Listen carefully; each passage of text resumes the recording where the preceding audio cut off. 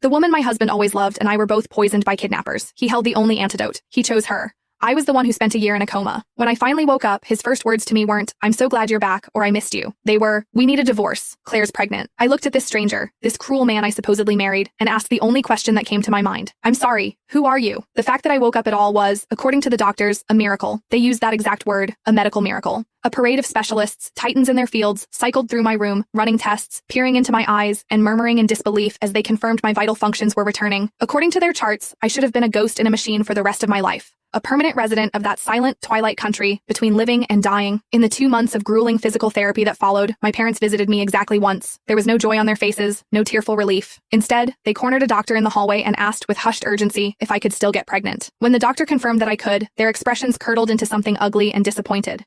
They never came back after that. I thought I should feel the cold sting of heartbreak, but there was nothing. A person who has already lost all hope has no room for such luxuries. My brother Leo came to pick me up on the day of my discharge. "Claire's been having a rough time," he started, his eyes fixed on the road. "Her heart's been acting up, the stress of it all. So, don't be mad at Mom and Dad for not visiting more. You know how fragile she's always been." He trailed off, noticing the blankness of my expression. He mistook my apathy for a silent protest, and his voice hardened with impatience. "For God's sake, Ava, can you just for once not be jealous of your own sister?" His volume spiked, and I flinched, genuinely confused. "What?" "Sorry, I was watching that dog. Look at it, crying its eyes out. It's ridiculous."